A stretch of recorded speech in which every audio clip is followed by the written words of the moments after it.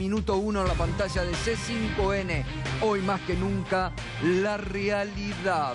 Lo que otros no te muestran, lo que otros te ocultan. Aquí te lo mostramos y aquí te lo seguiremos mostrando, como lo venimos haciendo desde el 1 de enero del 2016, cuando nadie mostraba los despedidos de las fábricas, cuando nadie mostraba los primeros cimbronazos de un plan económico que no ayudaba a sectores más desposeídos de la sociedad, cuando pocos se ocupaban de aquellos, ¿se acuerda?, aumentos que golpeaban, y aquí en este programa recibíamos a los comerciantes que se quejaban, a los clubes de barrio, que no los escuchaban en otra parte, ¿eh?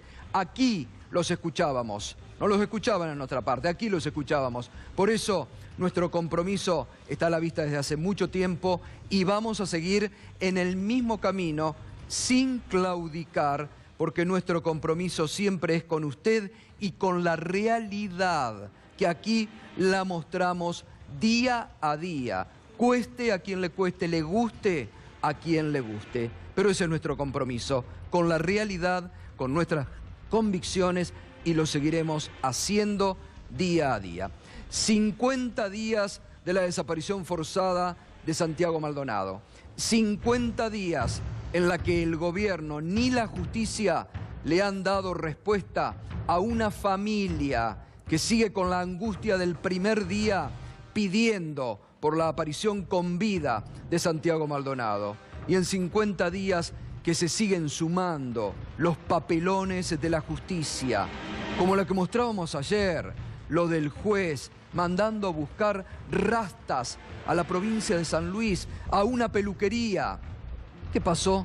Lo que decíamos ayer, otra de las tantas pistas falsas que se plantan en forma realmente repugnante en esta investigación que poco está dejando. Eran de un veterinario, las rastas, eran de un veterinario. Y el juez se tomó el trabajo de ir ahí, de mandar a buscarlas para identificarlas.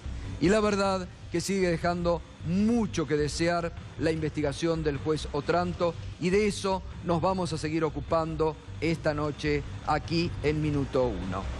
Todas las miradas sobre el juez siguen apuntando sobre el juez Otranto. Por eso el hashtag con el que nos puede acompañar esta noche, Otranto en la mira de distintos sectores. El Centro de Estudios Legales y Sociales también lo ha recusado.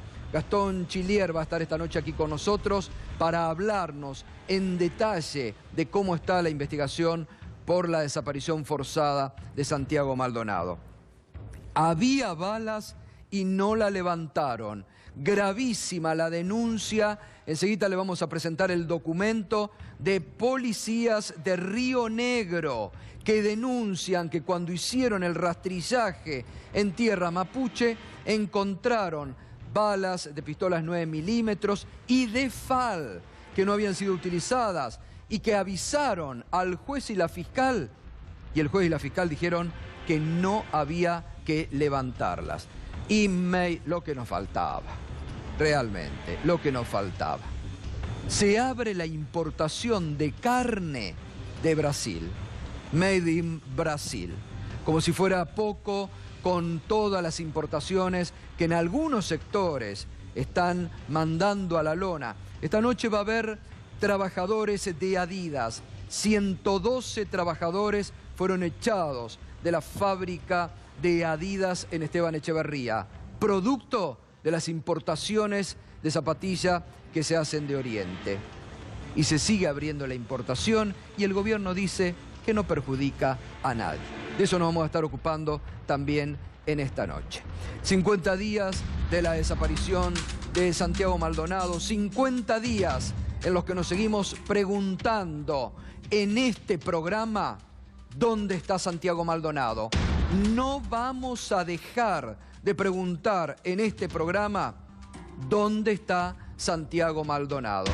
Claro, uno lee las crónicas de los medios oficialistas cercanos al gobierno y dicen que el gobierno está tranquilo porque no lo afecta electoralmente el caso Maldonado. Y que como no lo afecta electoralmente el caso Maldonado, entonces se despreocupa del tema. Y por eso tal vez no pone todo el esfuerzo que tiene que poner un Estado en la búsqueda de una persona, en este caso de Santiago Maldonado. Pero enseguidita nos vamos a meter porque tenemos realmente, como todas las noches, información exclusiva y de primer nivel para compartir con ustedes. Antes, ya estamos en la campaña electoral. Todos los días estamos haciendo una reseña.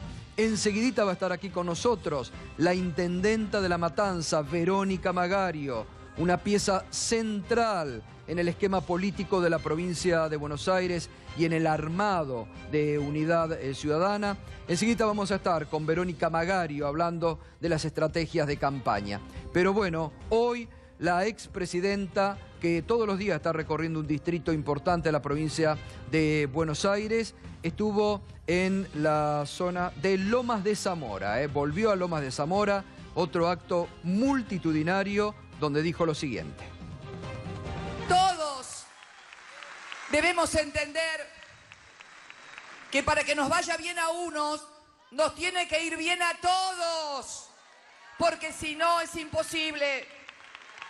Y que la gente, que nuestro pueblo no puede vivir esperando que le prometan que el futuro va a llegar, porque la olla hay que pararla hoy, y las tarifas hay que pagarlas hoy, y la comida hay que pagarla hoy. Si no tenés laburo, ¿de qué futuro me estás hablando? Si no tenés más remedios hoy porque no los podés pagar, ¿de qué futuro me estás hablando? Si tu pibe no consigue laburo, ¿de qué futuro nos están hablando? Si el pibe en la primaria que tenía netbook y tenía libros todos los años no lo tiene, ¿de qué futuro me estás hablando? Quiero que quienes gobiernan este país no me hablen del futuro, sino que se ocupen del presente. Este 22 de octubre, votemos por el presente. Hay que votar por el hoy y por el ahora. La expresidenta en Lomas de Zamora, allí en otro de los actos multitudinarios que está haciendo en el conurbano bonaerense. El presidente Mauricio Macri viajó a Chaco porque también se está poniendo sobre sus espaldas la campaña en aquellos distritos que le fue adverso, tratando de recuperar votos. Allí dijo lo siguiente. Es mirarse a los ojos y decirse la verdad. Cambiar es poner los problemas sobre la mesa y no negarlos y resolverlos. Cambiar es decir, basta de buscar atajos. Lo que rápido viene, rápido se va. Lo vamos a hacer todos los días dando pequeños pasos. Cambiar es terminar con la viveza criolla, con el todos contra todos. Es entender que somos un equipo y que todos tenemos que poner lo más de nosotros, porque si no estamos jodiendo al de al lado. Si en un equipo de fútbol hay uno que no corre, ¿qué está haciendo? Perjudicando a todos los demás. Todos tenemos que dar nuestro máximo. Y el candidato de Una País, Sergio Massa, estuvo en Tigre y allí propuso un debate con los otros candidatos. Nosotros estamos listos para debatir. Nos tienen que decir el día, la hora y el lugar y queremos debatir por respeto a los votantes, queremos debatir porque creemos que la gente merece saber qué representa cada uno. Los jubilados merecen saber si el gobierno va a impulsar la vuelta a las AFJP, si Cristina va a seguir con el veto del 82% móvil, si vamos a poder impulsar lo que venimos proponiendo del 82% móvil de la mínima y la distribución de la ganancia del ANSES a fin de año, que representaría 30.000 pesos a cada jubilado. Los trabajadores merecen saber si vamos a transformar los programas sociales en programas de empleo con capacitación laboral, si le vamos a descontar a las pequeñas y medianas empresas impuestos cuando generen un nuevo puesto de trabajo, o si vamos a seguir como venía planteando el gobierno anterior con un impuesto a las ganancias que ahoga a los trabajadores y que generó 1.500.000 trabajadores pagando impuestos a las ganancias. Bueno, ya ayer la expresidenta Cristina Fernández de Kirchner propuso que en caso de hacerse un debate se haga, primero en territorio bonaerense y segundo que lo organicen las universidades públicas de la provincia de Buenos Aires y aquellas carreras ligadas a ciencias de la comunicación. Sorprende que para una elección en territorio bonaerense que se juega mucho, las ONG que tanto pidieron por los debates presidenciales y que organizó una de ellas el debate que no fue debate presidencial, porque lejos estuvo de ser un debate el que protagonizó en el 2015 Scioli y Macri. Claro, ahora no lo proponen porque ¿sabe qué pasó? Todos los que propusieron desde esa ONG el debate y que lo conformaban en el 2015 terminaron siendo funcionarios de Cambiemos, funcionarios del PRO, funcionarios del actual gobierno, mostrando que tenían poca imparcialidad en la realización del mismo. Pero, bueno, me parece muy bien que un debate de estas características se pueda hacer en el ámbito de una universidad pública y en territorio bonaerense y también, ¿por qué no?, con colegas de la provincia de Buenos Aires que están preocupados y que conocen al dedillo cuáles son los problemas de su territorio. Ayer, y atención con esto, porque realmente es grave la denuncia. Ayer, a través de nuestro colega Ramón Indar, en perfil.com, sorprendió una de las hijas del ex dirigente gremial, Jerónimo Momo Venegas, denunciando, escuche bien, por eso digo que es grave, denunciando que los testaferros de su padre se habían quedado con la plata y que le negaban hoy por hoy el dinero que le corresponde. Y directamente acusa María Eva, la hija del Momo Venegas, al actual secretario de Guatre. Ahora, ¿por qué digo que es grave? Estamos hablando de una figura emblemática de la dirigencia gremial que este gobierno había tomado como propio. El Momo le organizó al presidente Macri el acto del 1 de mayo y la propia hija, está denunciando que su padre tenía testaferros, que solamente tenía declarado 3 millones, pero que la fortuna es incalculable y que no saben el dinero que tienen. Y se lo reclama ahora a los que quedaron a cargo de Guatre. Ahora yo me pregunto, el gobierno que persiguió al gremio de los canillitas y que la justicia le dio la razón al gremio de canillitas, que en las últimas horas realizó un allanamiento al gremio de Esmata, hora después que su secretario diera el apoyo a la candidatura de la expresidenta, que tiene ahí en la mira, a través de operaciones periodísticas, al gremio de Víctor Santamaría. ¿Qué va a hacer con esta denuncia que hace la propia hija hablando de testaferros, de millones de plata, que el gremio no les da? ¿No merece una investigación? Vamos a escucharla a la hija del ex dirigente gremial. ¿Hay testaferros de su padre que se quieren quedar con todo el dinero de la familia, de la sucesión? ¿Qué es lo que está pasando? Carlos Arrieta. ¿Quién es? La mano derecha de mi padre, quien trabaja en la Guatre. En el 3er piso, mi padre estaba en el 4º, en el 3er piso. ¿Y él qué función cumplía ahí en el gremio? Habría que preguntarle a él porque realmente nunca entendí la función que cumplía Carlos Arrieta dentro del gremio. ¿Usted dice que es el testaferro de su padre? El que administraba los bienes de mi padre. Este señor era su mano derecha y mi padre, bueno, le pidió que al faltar él nos hiciera llegar a sus 6 hijos lo que nos respondía, ¿no es cierto? Desde que falleció mi padre que no tenemos nada, o sea, pasamos a tener todo y a vivir muy bien, a no tener nada. Yo no tengo para darle de comer a mis hijos, me cortaron la luz, me cortaron el canal, me cortaron el cable. Si a mí me pasa algo, saben a dónde apuntar, ¿no es cierto? Porque yo estoy amenazada de muerte. Sí, el señor Carlos Arrieta quería quedarse con las cosas de mi padre, ¿verdad? Bueno, y además denuncia a este señor Carlos Arrieta que está amenazada de muerte. Es la propia hija del Momo Venegas el que lo denuncia. Y antes de ir al caso Santiago Maldonado, ¿se acuerda el lunes cuando le mostrábamos aquí un Twitter de la ministra Carolina Stanley cuando decía esto? Juan armó esta parrilla en la puerta de su casa para los obreros de la zona. Así ellos almuerzan y él se gana una changa. Y yo, el lunes, en este programa le preguntaba, digo, qué bueno, ahí está Juan con los vecinos, yo digo, qué bueno que nos hubiera dicho la ministra Carolina Stanley qué pasado había tenido Juan, por qué se ve obligado a montar en la puerta de su casa una parrillita para sobrevivir, cuáles eran las implicancias, el marco que llevaba a Juan a armar esa parrillita que la ministra Carolina Stanley festejaba como un logro. Hoy habló Juan y dijo lo siguiente. No tengo palabra como decirlo, porque la verdad que me sorprendió la ministra lo que me dijo a mí, que lo que publicó en el Twitter. ¿De qué trabajaba antes, Juan?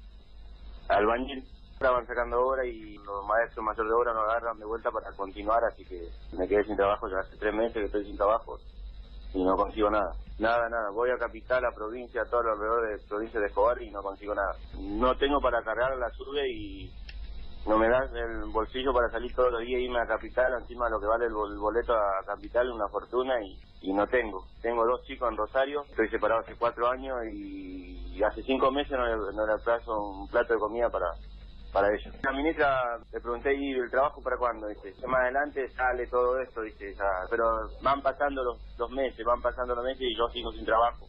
Tengo chicos que dar de comer. Lo que hago acá es para comer un mediodía o una noche. O sea, la poca plata que hago no me alcanza. Me prometió la ministra que me iba a dar, era un horno y una cocina que si yo estaba interesado que ella me iba a regalar. Los secretarios de ella me anotaron y me dijeron que me iban a llamar el lunes a primera hora. Hoy estamos el miércoles, ni siquiera se arrimaron, ni siquiera me llamaron por teléfono. Yo me quedé sorprendido porque me ofreció ella misma, me ofreció las cosas, así que te agradezco igual que haya andado por acá por el barrio. Bueno, es triste, ahí está la realidad. Le prometieron algo que hoy miércoles todavía ni se comunicaron ni recibieron. Pero eso era lo que yo quería saber y que el lunes reclamaba. La historia de Juan. Se quedó sin trabajo, no tiene trabajo, no consigue trabajo. Se lo voy a preguntar a Verónica Magario, la intendenta de La Matanza, una primera reflexión sobre esto que acaba de ver Verónica. Y esto es la realidad de todos los días. Yo acabo de tener la notificación en La Matanza de una fábrica que cierra y que lamentablemente deja a 140 empleados más afuera del circuito. No hay reactivación, no hay trabajo y fundamentalmente lo que está pasando es que la gente cada vez le alcanza menos. Y aquel que todavía tiene trabajo, las cuentas no se pueden pagar, no alcanza para pagar la luz, para pagar el gas, los precios siguen subiendo. Mire, en La Matanza los comercios cerraron el 25% y por el otro lado han bajado las ventas en rubros ya no como bazar, no como calzado, no como indumentaria tal vez, sino en el almacén han bajado un 38, 39, 40% las ventas. Entonces la preocupación hoy es muy grande y la situación es esta, la que él describe. No se consigue trabajo, ya no hay forma. Bueno, hay datos reales y oficiales donde dicen que ya la gente no sale a buscar trabajo. Claro, totalmente. Esta es la situación. Ahora seguimos, Verónica, vamos a hablar mucho con la intendenta de La Matanza, Verónica Magario. Nos metemos ya con el tema Santiago Maldonado. 50 días de la desaparición forzada de Santiago Maldonado, sin novedades y con mucho bochorno en torno a la investigación judicial. Hoy, por ejemplo, volvió a hablar, porque también va a presentarse ante la justicia, Ariel Garci, el amigo de Santiago Maldonado, el que llamó el 2 de agosto al celular de Santiago Maldonado y ese celular alguien lo atendió. Pero el juez todavía no ha hecho las pericias para saber en qué lugar se activó cuando el ingeniero Ariel Garbaz ya le ha dicho a la fiscal y al juez lo que tienen que hacer y rápidamente cómo se puede hacer. Así hoy hablaba Ariel Garci, el amigo de Santiago Maldonado. En el momento que me enteré que la persona desaparecida era Santiago Maldonado, lo llamé por su teléfono y sí, como decías, me atendieron durante 22 segundos. Se escuchaba un lugar con ecos, con paso fuerte con ecos.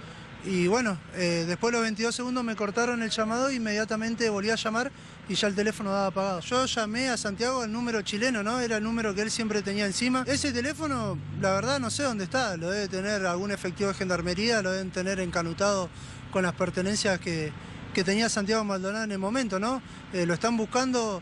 Hace 2 días hicieron un rastrillaje buscando a Santiago en el río, cuando el día 2 de agosto me atendieron su teléfono fuera de la comunidad. Entonces es totalmente evidente que ni Santiago ni su teléfono siguen en la comunidad. Lo único que escuchaba era como una habitación grande vacía con ecos, ¿no? Porque digo que eran ecos porque se escuchaban pasos fuertes, similares a los de Bota.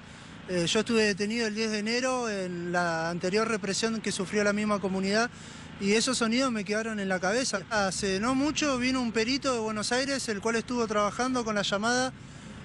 Los primeros datos que quiso aportar ante el juez Guido Tranto y la fiscal es que la llamada fue atendida en Esquel, pero el perito necesitaba la habilitación o del juez Guido Tranto o de la fiscal Ávila para que Movistar pueda dar más datos, ¿no?, sobre el teléfono de Santiago, de donde fue atendido, y los teléfonos que estaban alrededor del teléfono de Santiago. A este perito ni el juez Guido Tranto ni la fiscal se molestaron en atenderlo ni siquiera. En realidad el juez Guido Tranto tendría que haber sido recusado hace muchísimo tiempo, ¿no? Ya tendría que haber dado un paso al costado en todo esto. Pero bueno, ojalá que en las próximas horas podamos lograr ese objetivo. Tendrían que empezar a investigar de manera inmediata al juez Guido Tranto. Ni siquiera se molestó en secuestrar mi celular para hacer la pericia correctamente. Lo único que me dejaron presentar fue la captura de imagen de la llamada y ahí quedó. Ya llevamos más de 50 días y bueno, todavía no tenemos el resultado de una de las pruebas más fuertes, ¿no?, de la desaparición.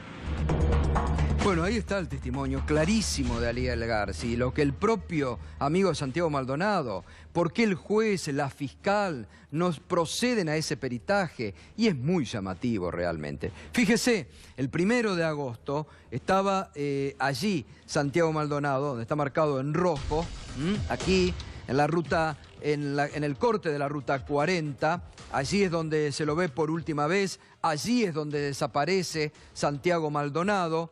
Y el teléfono, el 2 de agosto a las 15:34, por espacio de 22 segundos, se activa aquí, en Esquel, en la zona de Esquel. Y aquí es donde dijo Ariel Garbaz que se puede determinar bien por las antenas el lugar, la cercanía, con precisión, dónde. Porque hay una sospecha que se podría haber activado en uno de los escuadrones de gendarmería, tranquilamente. Esa es la principal sospecha. Ahora, en lugar de despejar, se siguen con las sospechas, aumentan las sospechas, porque llama la atención que ni el juez ni la fiscal realizan este peritaje tan importante que dijo Ariel Garbaz, se podría determinar con precisión qué es lo que ocurrió.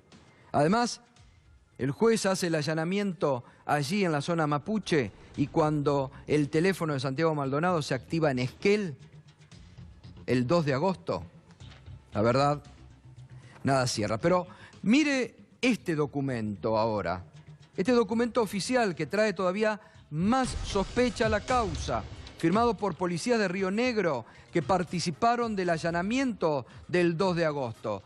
Se encontró con un cable que estaba unido entre dos plantas matafunes, donde en uno de sus extremos había un elemento similar a un gas lacrimógeno que a su alrededor tenía cartuchos, balas de arma FAL y de 9 milímetros, que de dicho elemento no se tomó fotografías, como así no se dejó constancia en acta.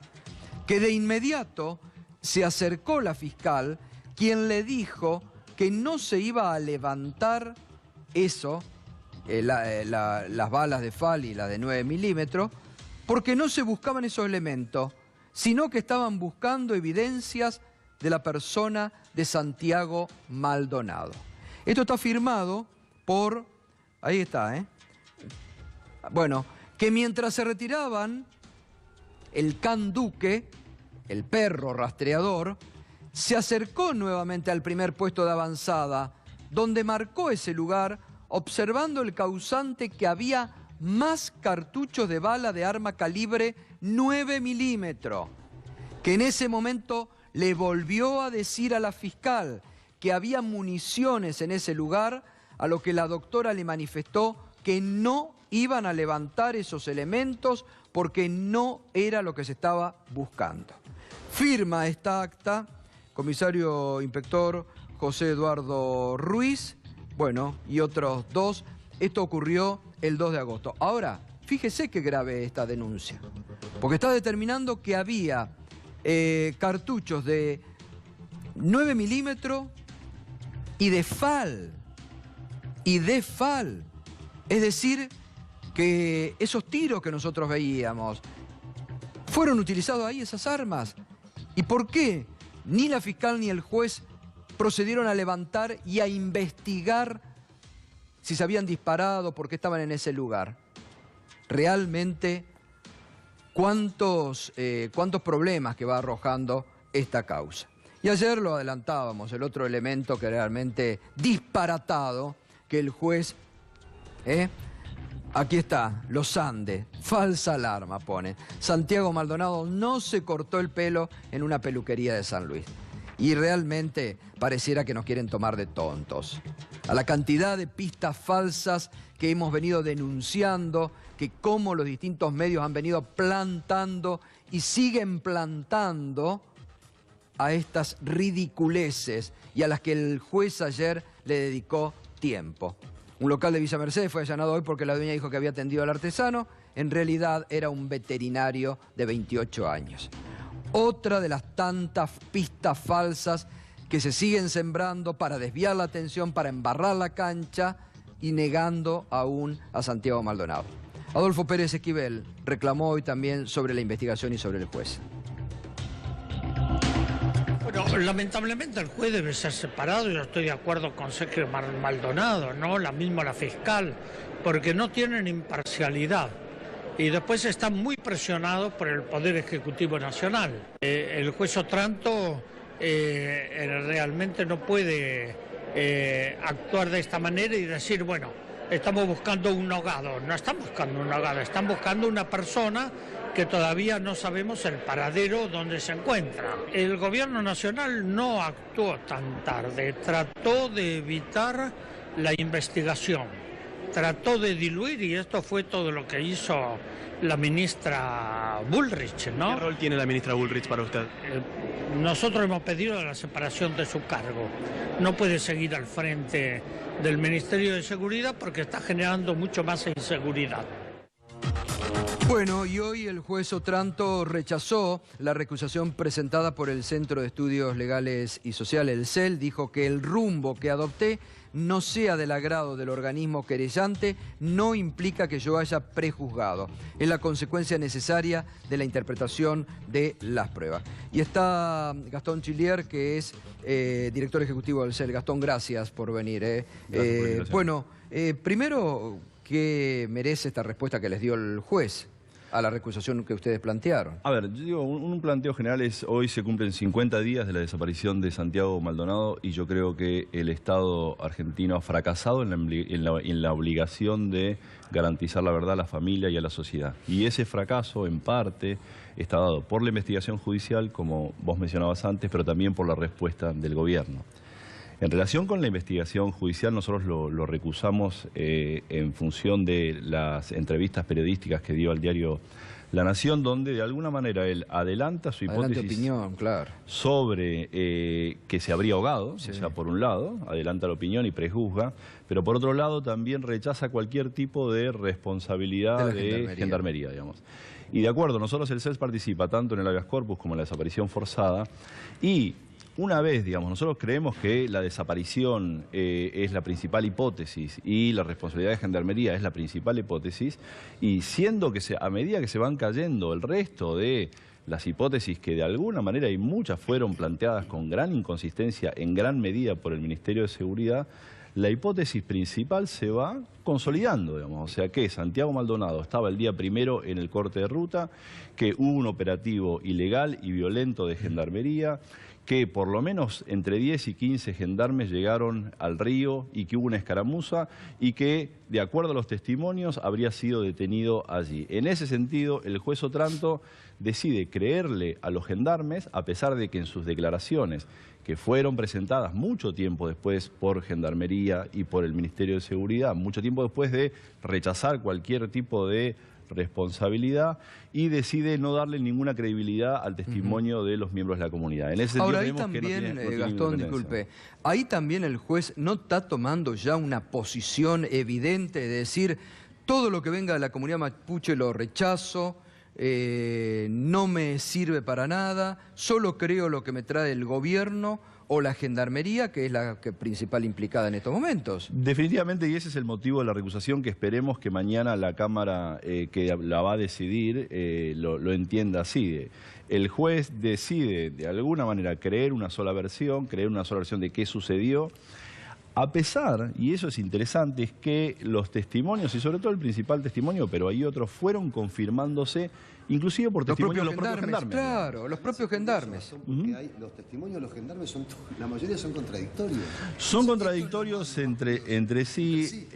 A ver, nosotros participamos en todas las audiencias, el juez consistentemente le preguntaba a los miembros de la comunidad que den nombres, a pesar de que los gendarmes no dieron ningún nombre y se les preguntó de quiénes estaban en la orilla, el juez no lo hizo.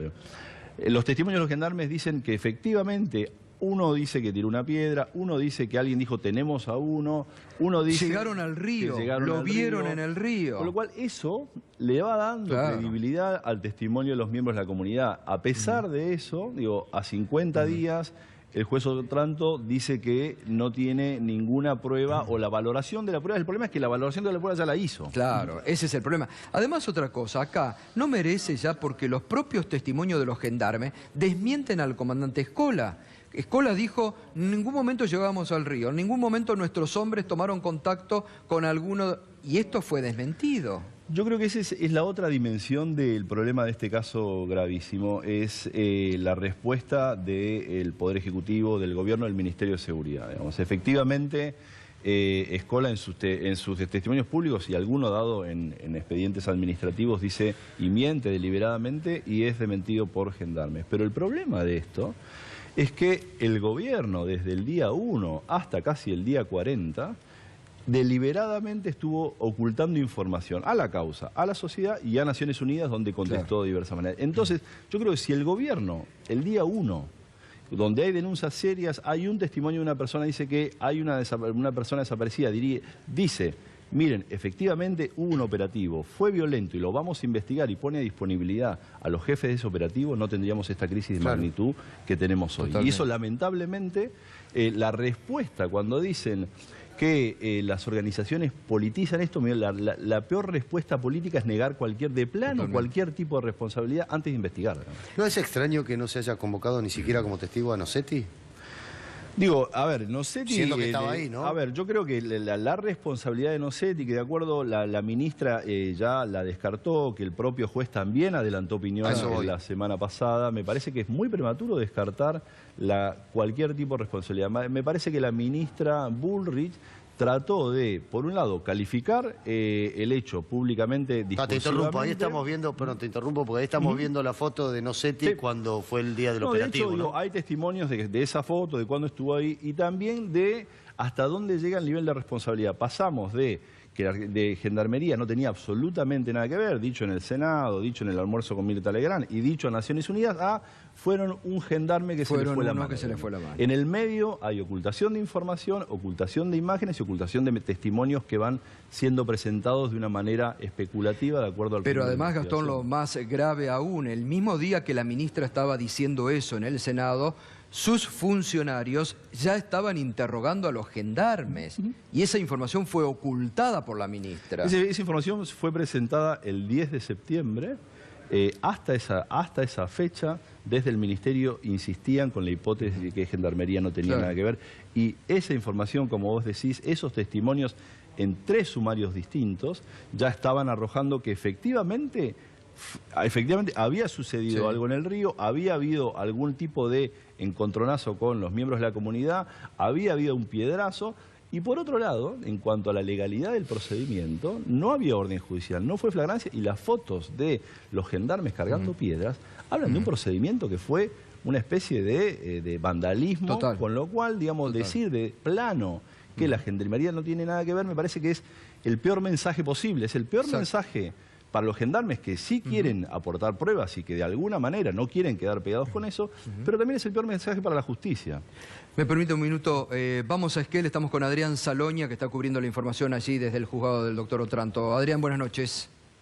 Hola Gustavo, buenas noches. Te cuento, hoy el escenario de la noticia estuvo en el juzgado de Guido Otranto porque una comunidad mapuche llamada Vuelta del Río tomó pacíficamente el juzgado por la violencia que ejerció la policía cuando el lunes realizó el procedimiento, no solo en la comunidad Pulov, sino también en la comunidad Vuelta del Río, donde ayer te explicaba a muchos habitantes de esa comunidad, la propia policía buscaba a Santiago Maldonado. Eso es lo que le dijo Guido Otranto, que habían allanado esa comunidad porque el magistrado había recibido un llamado anónimo diciendo que esos habitantes tenían a Santiago Maldonado. Ahora, cuentan los habitantes de esa comunidad que entró la policía y a muchos de los habitantes los acostaron en el piso, los esposaron, a uno le pegaron. Bueno, hoy nosotros en el noticiero de Víctor Hugo dábamos cuenta de esos testimonios. Y el último dato, antes de dejarte con Victoria Donda, Gustavo, hablamos recién con Sergio Maldonado, está viajando, se está tomando un micro hacia Comodoro Rivadavia, donde mañana, como todos sabemos, será una audiencia clave. Victoria Donda es diputada por Libres del Sur, es presidenta de la Comisión de Derechos Humanos del Congreso de la Nación, y ya te escucha, Gustavo. Sí, diputada, buenas noches, y bueno, nos interesa conocer su perspectiva y por qué el de su presencia allí en Esquel, ¿no? Bueno, primero para acompañar a la familia, a Sergio, a Andrea Maldonado, que hoy están llevando adelante la causa en nombre de la familia de Santiago, a la doctora Heredia, para poder contactarme en mi carácter de presidenta de la Comisión de Derechos Humanos, tanto con la fiscal como con quienes tienen a cargo la defensa en sede judicial del habeas corpus y de la causa por desaparición forzada. ¿Se ha podido reunir con la fiscal, diputada? Tengo una reunión, le pedí una reunión para mañana, tengo entendido que me la va a dar, así que mañana a la mañana ya tendré información nueva acerca de cómo viene la causa y de cuáles son los pasos que van a dar los funcionarios judiciales. Hoy están puestos en la mira por todos, ¿no? Claro. En particular me interesa saber el resultado de la audiencia mañana en la Cámara y cuál va a ser la suerte de Otranto, un juez que ha mostrado la incapacidad de encontrar a Santiago. Digo, hoy hace 50 días de la desaparición y todavía estamos buscando a Santiago Maldonado, después de haber dado una nota vergonzosa, te diría, en un diario de circulación masiva como es el Diario de la Nación, bueno, del que ustedes recién estaban hablando, no voy a abundar en esto para no aburrir tampoco, pero realmente su desempeño como profesional del Poder Judicial, te diría, voy a dejar de decirle justicia hasta que haya justicia, como juez del Poder Judicial ha dejado mucho que desear, un juez que sale a plantear que la hipótesis central es que se ahogó llevar adelante un operativo de la magnitud del operativo que tuvo para no tener absolutamente ningún resultado más que violaciones a los derechos humanos cometidas además a miembros de otra comunidad que no era la comunidad involucrada. Bueno, la verdad, un verdadero desastre. Y por último, ¿usted no cree que está siendo demasiado monitoreado o seguido de cerca el juez por el gobierno? La presencia allí de este funcionario Cané, que está a la sombra del juez, que participa de todos los interrogatorios y además que ayer estuvo en el procedimiento en la comunidad también. La función del Gobierno Nacional y en particular del Ministerio de Seguridad es bastante clara. Hasta acá lo único que ha hecho el Ministerio de Seguridad es obstaculizar el desarrollo de la justicia. Pero bueno, cada cosa en su lugar. Nosotros nos tenemos que concentrar en que se encuentre Santiago Maldonado. A Santiago no lo vamos a encontrar si Otranto sigue siendo el juez a cargo. El Poder Ejecutivo Nacional encabeza el Ministerio de Seguridad, está haciendo esto también porque el juez se lo permite. Entonces creemos que en principio hay que apartarlo de la causa para que la causa pueda continuar su curso y después evaluar qué responsabilidades penales tiene cada uno de los funcionarios públicos que están actuando en este caso. Gracias, Victoria. Buenas noches desde Esquel. No, de nada. Gracias a ustedes. Buenas noches. Adrián, muchas gracias. Vamos a volver mañana, obviamente, con toda la información. ¿Qué queda? Bueno, mañana esperar qué resuelve Y si sigue Otranto, ¿se podrá conocer la verdad o esto ya está muy direccionado a embarrar, a encubrir y a que nunca se conozca la verdad? Bueno, yo creo que nosotros tenemos razones muy sólidas y la familia también para que la Cámara mañana recuse a Otranto. Esperemos que esa sea la solución. Si sigue en el juez, digo, yo creo que muchas de las investigaciones de violaciones graves a derechos humanos con el rol de la familia, con el rol de las organizaciones, a pesar, digamos, me parece que lo que tiene que quedar claro acá es, y no se termina de entender, cuando hay sospecha de que hay una desaparición forzada y cuando hay agentes estatales, digo, el juez tiene y el gobierno tiene que colaborar doblemente, digamos, tiene una obligación de colaborar. El juez tiene una obligación de investigar. En ese sentido, nosotros creo que hay todavía mucha prueba que producir, hay que seguir buscando, digamos, qué fue lo que pasó con él y seguir buscando la responsabilidad. En ese sentido, la valoración que nosotros hacemos hasta ahora y se va a seguir produciendo prueba en relación no solo con testimonios, sino con pericias telefónicas, apunta nuevamente, digamos, a avanzar en la dirección de Gendarmería. No es la única hipótesis, pero para nosotros sigue siendo la principal porque por ahora no hay otra. Bueno, muy Gastón, bien. ¿me dejas hacerle una preguntita corta, muy corta? O sea, no sé si como hombre del Celso o como argentino, pero ¿cómo evaluás la reacción que está teniendo el pueblo argentino frente a una desaparición forzada con los antecedentes que tenemos nosotros con el asunto de desapariciones? A mí me parece que de alguna manera es lo que hace que el caso tenga la relevancia que tiene y me parece que esa cuestión, digamos, de la sensibilidad del lugar que ocupa la desaparición en la sociedad argentina fue subestimada por el gobierno y también subestimada por el juez. Y en ese sentido, nuevamente, el tratamiento que le ha dado el gobierno y el juez a la familia Maldonado, la insensibilidad o el distrato, no se corresponde con la tremenda movilización social que sigue exigiendo al día 50 que aparezca Santiago. Gracias, Gastón Chilieri, gracias a por el trabajo del CELS. Bien, Verónica Magaro ya la habíamos presentado. Una línea sobre esto, como lo estás viviendo, muy presente en toda la campaña de Unidad Ciudadana, pese a que el gobierno dice que hacen politiquería con el tema. No, la verdad que lo de Santiago Maldonado tiene conmovido a la Argentina entera. Cuando no hay respuesta frente a qué pasó, cómo pasó, la intervención de Gendarmería o no intervención, la verdad es que el Estado nunca pudo darnos respuesta de esto y los argentinos tenemos una sensación de mucha inseguridad frente a este gran tema.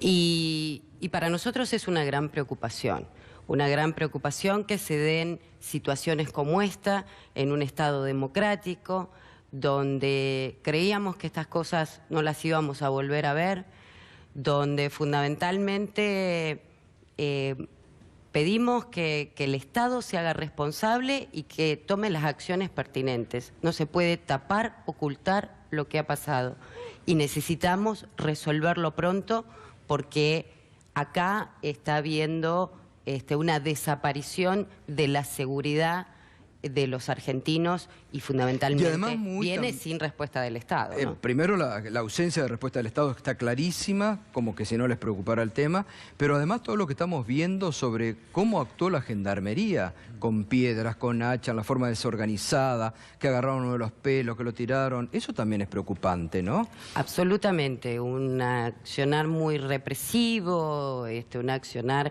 contra una comunidad mapuche, que la verdad tiene que ver con una disputa de las tierras, de dueños, de dos dueños de grandes tierras, y no cuidar tampoco aquellos que son nuestros aborígenes y que tienen su tierra sagrada, y cómo ha actuado el Estado y la seguridad nacional frente a todo esto.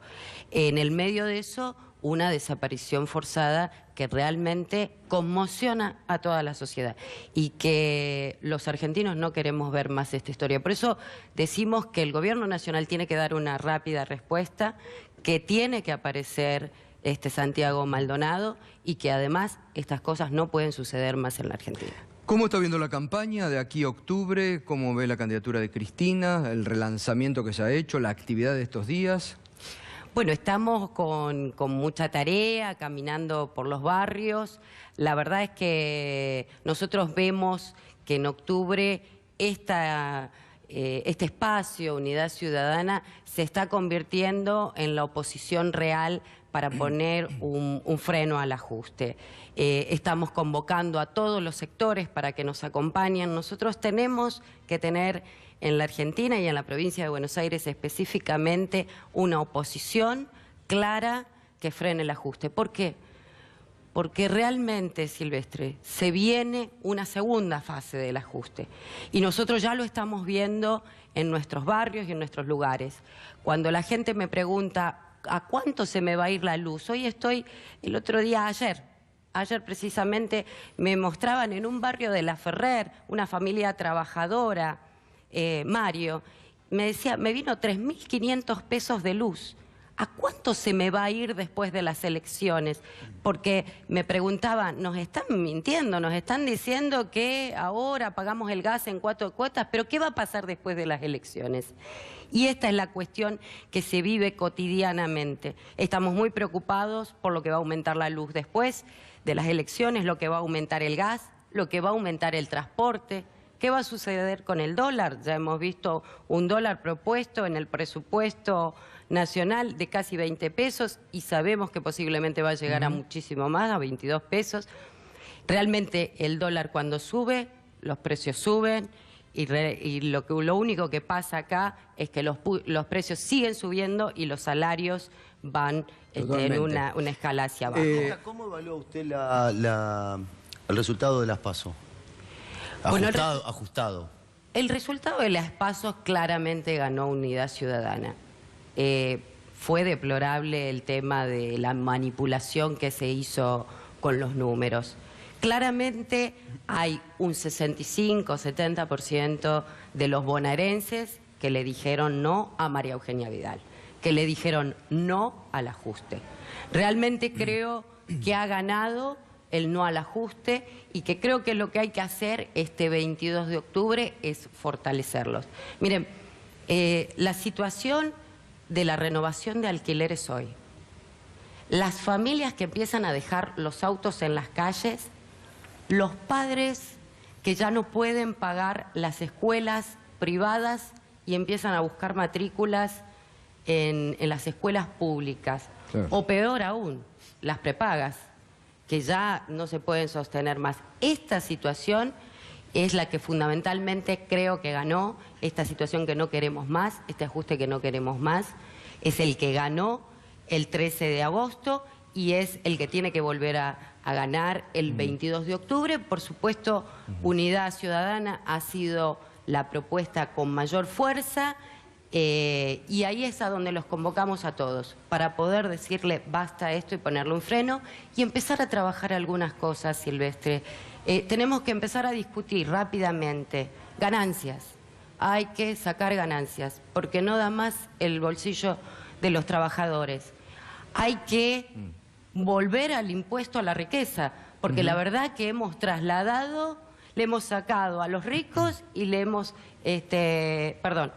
devuelto a los ricos para sacarle a los que menos tienen. Y además el primer empleo, porque los jóvenes están en una situación donde no pueden encontrar un solo trabajo. Preguntabas vos, Verónica, el tema del aumento que la gente te pregunta. Está Federico Bernal, ¿se viene el aumentazo después de octubre para las tarifas, para el gas? ¿Ustedes que siguen el día a día? Se viene el aumentazo, pero permitime primero agradecerte como siempre, Gustavo, la invitación. Permitime empezar por expresar mi absoluta solidaridad con Roberto Navarro y su equipo. Creo que ellos son los perjudicados directos, pero esto es una afrenta contra el pueblo argentino, contra la democracia y la libertad de expresión. Y tiene que ver un poco con lo que conversamos al principio, con esta administración neoliberal que de democrática no tiene nada, tiene cada vez menos, si algo tenía.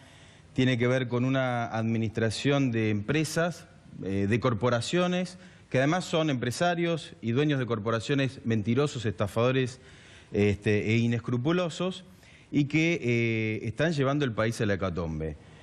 Por eso es que no contentos con desaparecer personas como Santiago Maldonado, no contento con aprisionar por cuestiones políticas a otras personas como Milagro Sala, sus compañeros y sus compañeras, la desaparición forzada avanza en los derechos, en la calidad de vida, en el bienestar del pueblo argentino. ¿De cuánto se calcula que viene el porcentaje de aumento? Lo que te había preguntado, ¿de cuánto se calcula que viene el porcentaje de aumento para después de octubre o antes? Permíteme ir a eso porque tengo poquitos minutos, déjame que me explaye. Te hago una pregunta concreta para justamente responder a lo que había preguntado Verónica Magario, ¿no? Voy a eso justamente. El mínimo no se sabe, perdón, el mínimo se sabe, un 50%. ¿Cuánto pagaba Mario? 3.500, va a pagar 5.000 de electricidad. Ahí tenés el mismo porcentaje aproximadamente en gas. Pero el problema no es ese. El problema es que justamente no se sabe cuál es el máximo. ¿Y por qué no se sabe cuál es el máximo? Ni la propia administración, estuvieron Duhovne y Caputo en el Congreso presentando el proyecto de ley de presupuesto y les preguntaron y ellos no respondieron. ¿Por qué? ¿Porque no quieren? Puede ser. Pero yo creo que además porque no saben.